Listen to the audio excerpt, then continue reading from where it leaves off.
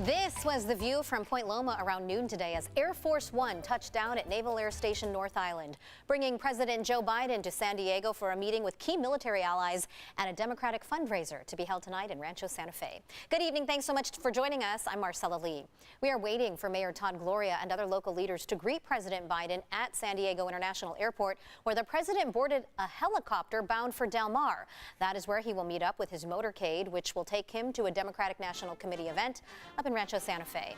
Earlier this afternoon, the main business of this presidential trip wrapped up at Naval Base Point Loma. That is where President Biden discussed a pact with two other nations to share submarine technology and strengthen their fleets. CBS 8's Shannon Handy joins us now live from Shelter Island with the details of that agreement. Shannon? Yeah, Marcella, that agreement is called AUKUS, AUKUS, the letters of which represent the three nations involved. Now, essentially, they've agreed to combine forces using submarines to protect the Indo-Pacific region. And the reason they chose San Diego to meet is because just across the way here is the home of the Naval Submarine Base. For the second time in less than 5 months, President Joe Biden touched down in San Diego after arriving to North Island. The President of the United States, accompanied by the Prime Minister of Australia and the Prime Minister of the United Kingdom. He made his way to the Navy submarine base in Point Loma, where he was joined by the Prime Ministers of Great Britain and Australia.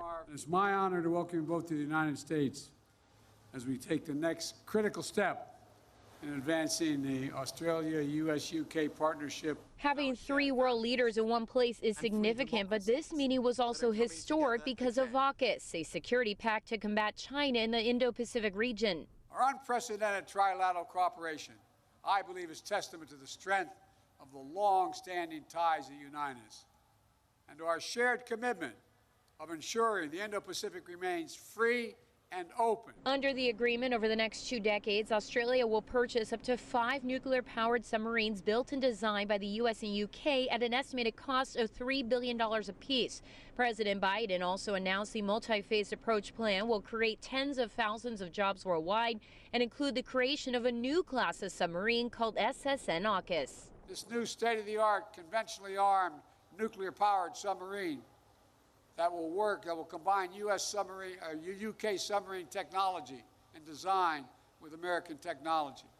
AUKUS represents the first time in 65 years the United States has shared its technology as it relates to submarines. In addition to the president's remarks, both prime ministers acknowledge how critical the partnership is in maintaining freedom and safety in the Indo-Pacific region. The defense of our values depends, as it always has, on the quality of our relationships with others. And those alliances will be strengthened through AUKUS, the most significant multilateral defense partnership in generations. And again, the president is expected to meet with Mayor Todd Gloria momentarily, and then he'll head to an event in Rancho Santa Fe tonight. Tomorrow, he heads to Monterey Park to talk about gun legislation, followed by a stop in Las Vegas. Marcella?